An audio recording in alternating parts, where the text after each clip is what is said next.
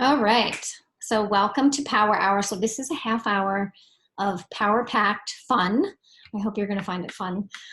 Every week we do one of these, at least one of these, and the goal of our time together is to help you actually do something for your business in this time. So even if there's no other time in the week that you spend on your business, if you carve out this time, you'll know you're at least spending 30 minutes doing something for your Young Living business, all right? Sometimes it may not seem like it's business related, like what we're going to talk about today could actually be a little bit more in the personal development area. Last week we talked about goals and the importance of writing down goals and some strategies for that.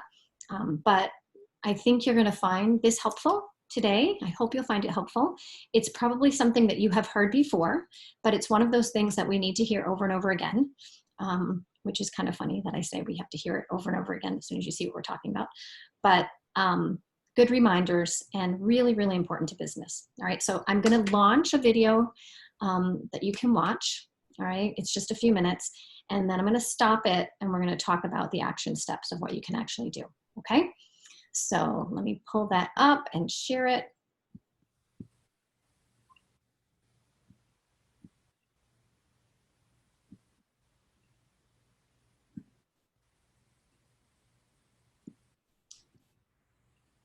Dun, dun, dun. And just give me a thumbs up or let me know if you can hear it. Can you hear that? Awesome.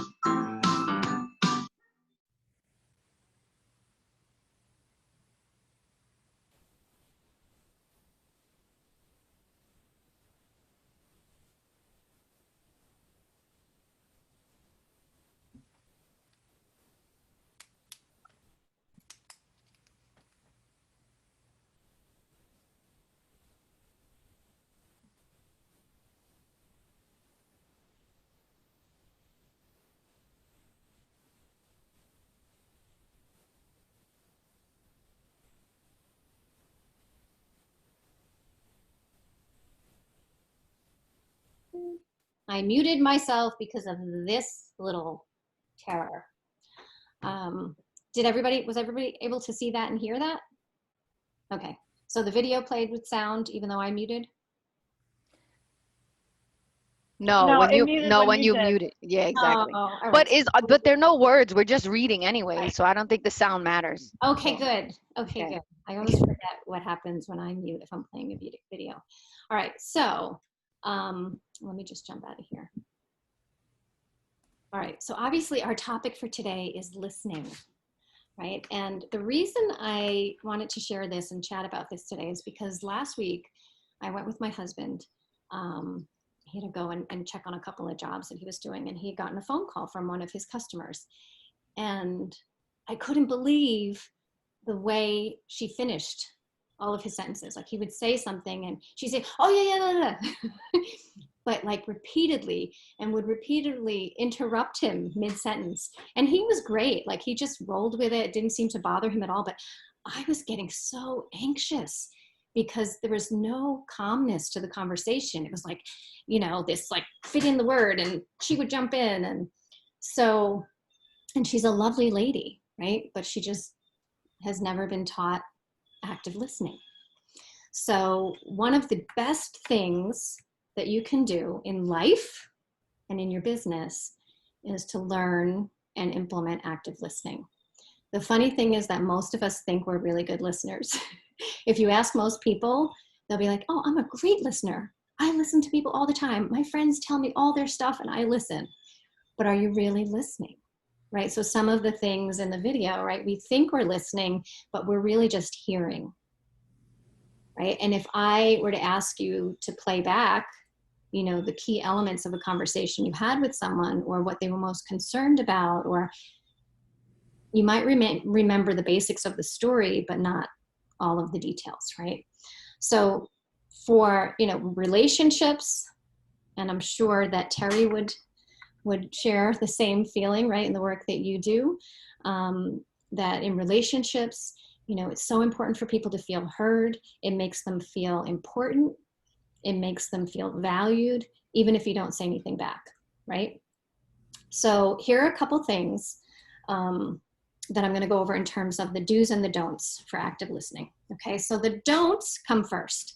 So if you're listening to someone, and this is one of the hardest things, don't interrupt. Okay, and try not to think about what you want to say. So often someone will be saying, oh my gosh, like, you know, this happened to me and that same thing happened to you. And you're like, oh yeah, me too, me too, me too, right? You cannot wait to share that you had the same experience. But that doesn't allow that person to continue or finish sharing their experience. All right. So even though you may have had a similar experience, or you can relate to them, and that should feel like some like bond that you're creating, let them finish. All right. Let them finish and let it be about their experience and what's going on for them first. So don't interrupt. And don't ask unrelated questions, right? So don't interrupt with a question that's not related to what they're talking about. And try not to think about other things in your own head. So really, you know, we're going to talk about what to do, but try not to think about or get distracted by, oh, that car that just went by, or, oh, shoot, I forgot to pay that bill. Right? Try to really, you know, resist, because they're going to come in. Those temptations to distract us are going to come in. All right, those are some of the big don'ts. Okay. The do's. Maintain eye contact, but without staring, right? So you can look at them and look down or look up, but try not to, you know, be staring at them uncomfortably, but maintain eye contact so that you're really engaged. Process what they're saying. So when you're actually listening to someone, and instead of just hearing, when you're listening for what they're not saying, right? You're listening like you're doing detective work. You're listening to process. Okay, so if she's saying that she has a lot of joint pain, right? Gosh, like that must be really horrible all the time to be in pain, right? Like process what they're actually saying and replay back to them. So when they do stop talking, and this is great in relationships too, not just in regard to your Young Living business, replay back, right? So one of the best things you can do, because when we hear something, it is coming through our filtering system. And because of our personal experiences and our viewpoints and beliefs, we might hear something and it kind of comes through that filter, and it's like a game of telephone. Like we hear something slightly different than what they actually said, right? So actually playing back to them and saying, so are you saying this, this, and this, right? And it feels awkward at first if you've never done that. But when you do it and you play it back to them, you'll see the reaction in people's faces, because they're like, oh my gosh, like she was actually listening to me. And she's not taking the conversation to her story now. We're still talking about me, right? She's confirming, she's getting more detail, she's still interested in what I'm talking about, right? And it's the best feeling, right? But so often we're in that rush to take the conversation to our side, right? So they share, oh yeah, my dog has fleas. And you're like, oh my gosh, my dog had fleas last year, right? Now you've taken over the conversation. So when you replay back and give them either more questions or asking for confirmation that you're understanding it right, that's keeping it focused on them. You're still talking about them, right? So it's unselfish conversation, right? When you're active listening, you're being unselfish. You're being a good person, a good friend. And then offer them feedback if that makes sense, right? So that feedback can also be the same thing. So here's what I'm hearing, asking open-ended questions. So open-ended questions usually start with a who, what, where, why, or when, right? So those are things that give them an opportunity to share a little bit more about it and talk a little bit more, okay?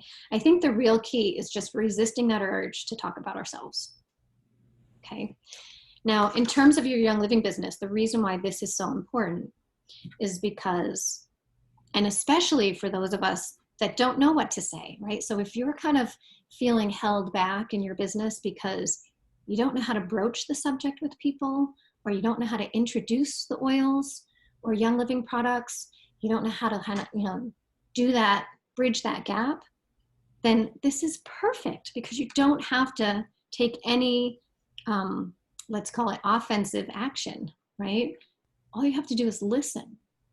I promise you, that's what I do. I listen to people and they say, well, my dog, gets ticks or fleas all the time.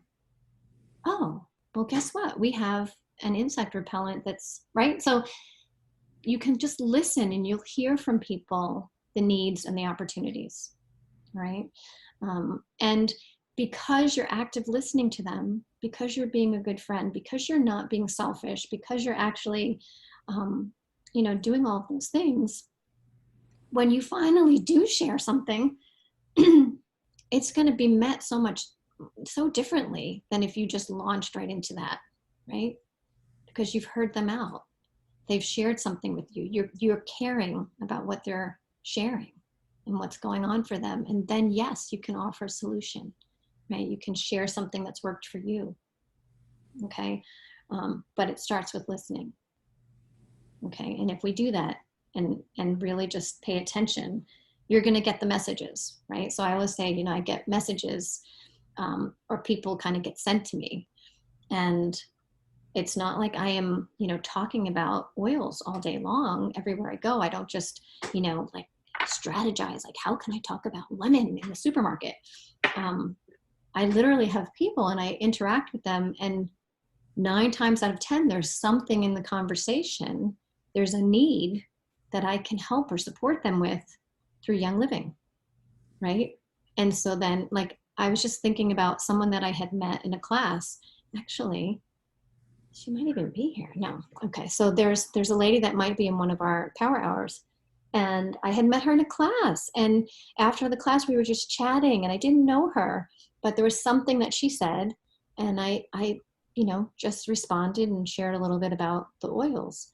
And we've been friends now for a few years because of that, right? Because of that connection. And so listening is so important, so important. So I'm going to give you a challenge. All right. This is going to be a challenge for you, a homework assignment for you. And the assignment is the next conversation that you have with someone. It doesn't matter if it's a family member, a colleague, someone on the phone, preferably in person, but if it has to be on the phone, that's fine, or on Zoom. I want you to try to listen for 1 minute. So have a conversation with someone and just listen without saying a word for 1 minute. That's going to sound really easy right now, but when you actually go to do it, a minute is going to feel like a really long time. And especially if you're in person and you're maintaining eye contact and you're not saying anything, okay? So Terry's actually been to a retreat that I've been to, and we do an active listening exercise where it's even worse than this. So count yourself lucky. I'm not giving you this one. In that active listening exercise, you have to look at the person, maintain eye contact, but you can't even nod. You can't say, nothing. You cannot show any emotion. You can't smile. You can't laugh. You can't look sad. You just have to maintain total consistent composure for like 5 minutes of that person talking. It's really hard to do, especially since if someone is just allowed to speak, and if you haven't experienced this, like in my coaching work, this happens all the time. If you just let someone speak, not only do they usually get to the root of their own issue, but they often get to a deep place, right? And they often will bring up emotion. So in a 5-minute time span of someone just talking about their issue, whether it's a life challenge or health challenge, or, it's whatever it is, they'll often get emotional, right? But active listening is not actually diving into the emotion with them. It's just holding the space. It's holding that safe space for them to have that experience, right? So that's another part of not taking over. Because if you get emotional, now it's about you, right? It's not about them, and you're not holding the space for them. So it was interesting in my coaching work when I first started, because a lot of times people would cry, right? They'd be talking about a health issue or, something they struggled with for a long time, and they'd get emotional. They would cry. And it's really hard. I was like, it's okay. Stop, because that's what we want to do. We want to like calm them down or something. No, I could hand them a tissue, right? In my training, they said, you can hand them a tissue and that's it. Nothing else.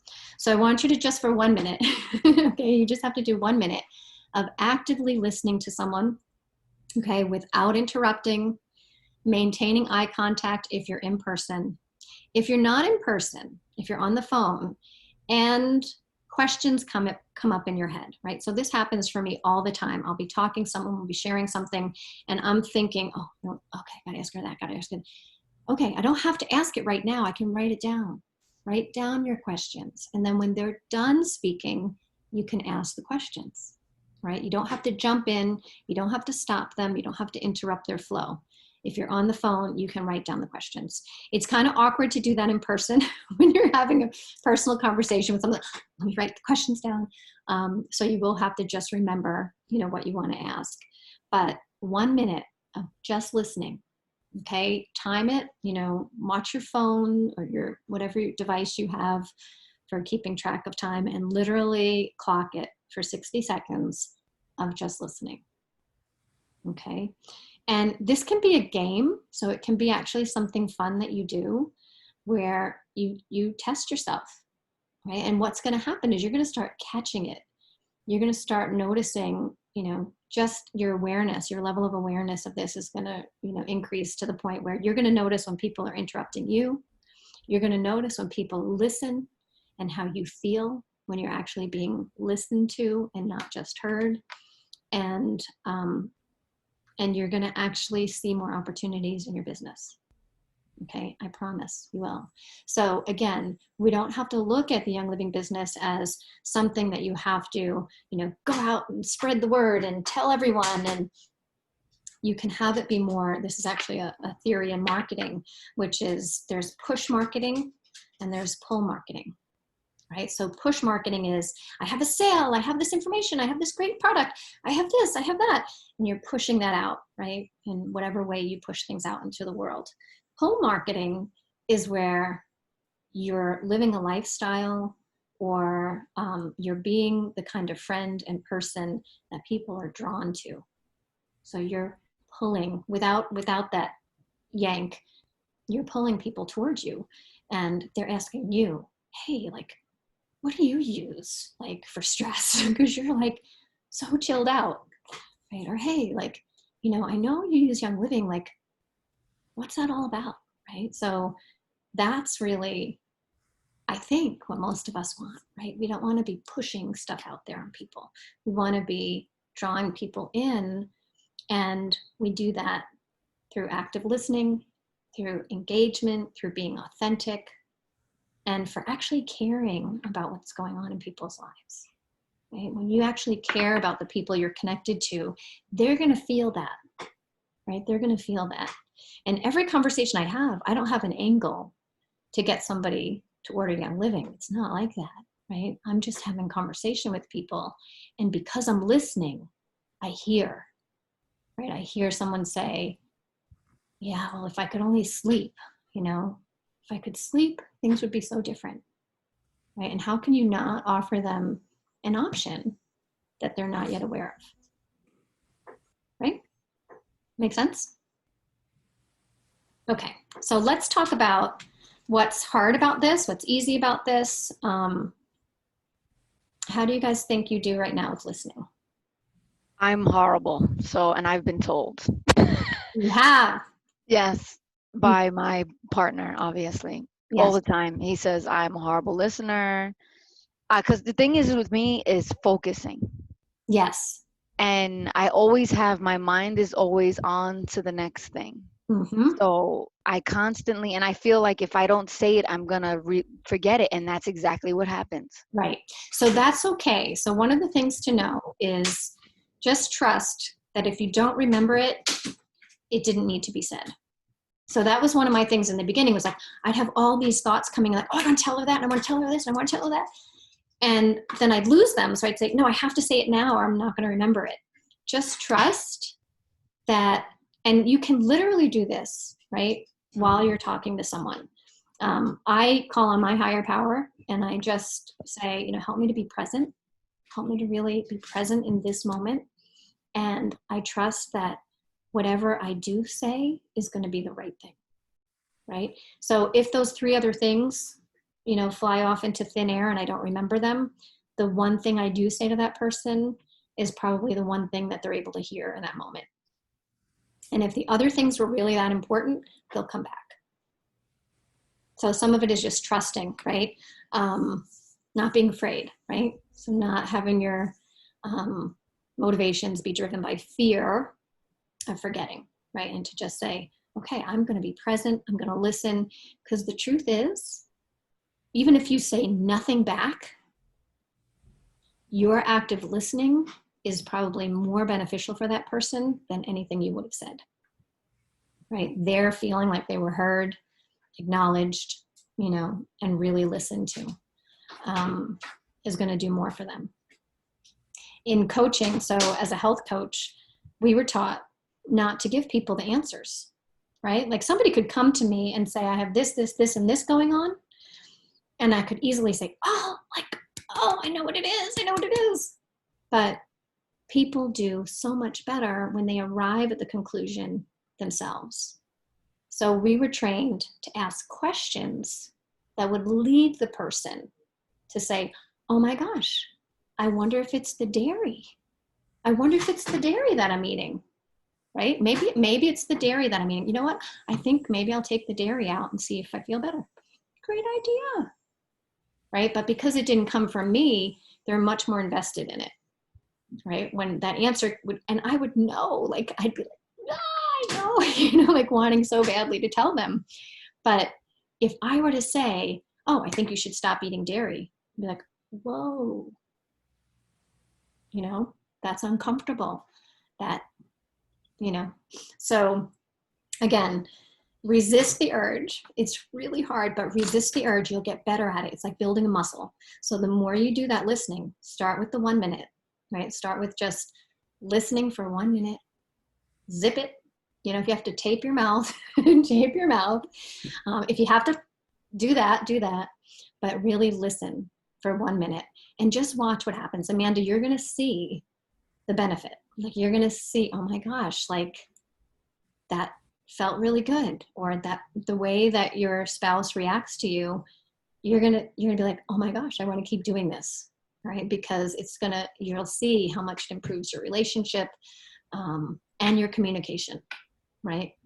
So yeah, to have some stress away next to you, have some peace and calming, right? Just keep sniffing it so that you can hold back.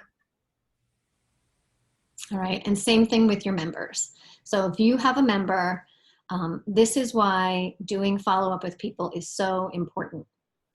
It's not to follow up and say, hey, you haven't ordered anything. Why don't you order Ningxia? It's really awesome. This is what's so great about it. I drink it every day. You should get some.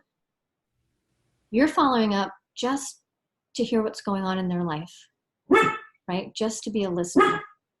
Okay, just to be a resource for them.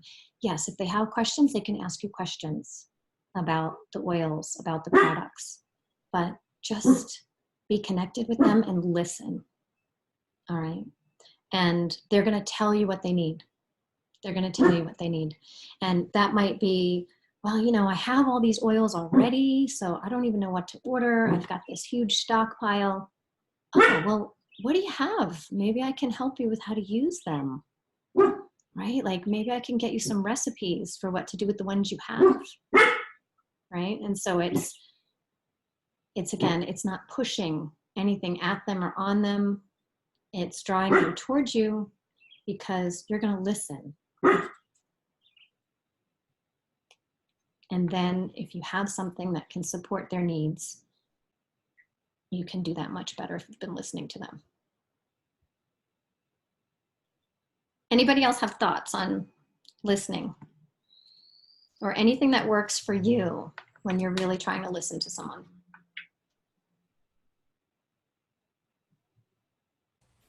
I definitely agree, Kelly. In my work, the rest of you may not know, I'm a mindfulness coach. And so I do a lot of active listening. And so I think I am pretty good at it. Mm-hmm. There are times where I want to tell them about something about me, and I do, but I wait.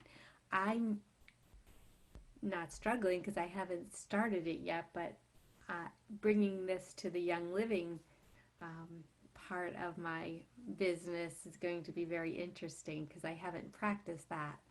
So it is a muscle. I mean, it truly is a muscle. And the more you do it, the easier it gets. So I'm hoping it's going to get easier for me to start talking about oils because I know I love them. And that's why I'm starting to put them out there as a business. So Yeah. Yeah. And just, you know, just trust that it's going to evolve in the way that it's meant to, right? Naturally. And just setting the intention to say, you know what? If I hear something from someone that an oil could help with, this was hard for me in the beginning too, but my sister said, Kelly, you have a moral obligation. Like if you know something that has helped you with sleep or has helped you with stress, and somebody shares that and you don't let them know, right? It might not work for them, but what if it does? You didn't say anything because you didn't want to be that person, you know? So just trust and allow it to come through naturally for you. thank you. But when we're listening, we'll hear those cues, right? We'll hear the like ding, ding, ding. I should tell them about Valor. Thank you. All right. Was this helpful today? Yes. Yes. Yes, it was. Definitely. All right. Well, thanks for being here, ladies. And I don't have our schedule yet for next week to tell you when the Power Hour is. That'll come out on Monday. So just keep an eye out for that. And some of them, this one I'll post in the group. Some of them are in the Facebook group. So if you want to go back and watch any of those recordings, feel free. It's in the Oily Dream Team. So feel free to do that. And if you haven't printed out the Rise booklet, I highly recommend that. So that is the 90-day, I wish I had it to show you, but it's up in my office. In the virtual office, there's a printable version of the Rise booklet, and it's a great tool for getting started on a marketing plan, a business plan for your Young Living business. And it has some great little action steps. We use that from time to time in here. We've done a couple of the exercises already, but I'd highly recommend printing that. It's free. It's totally free. It's a beautiful document. I actually just sent mine over to Staples and had it printed there because it's all color and it looks nice. But that I would recommend. All right, so it's in the virtual office and you'll see it. It just says Rise 90-day something, something. Okay. All right, folks, have a beautiful Friday. Have a wonderful weekend, and I will see you soon. All right. Bye. Thank you. You're welcome.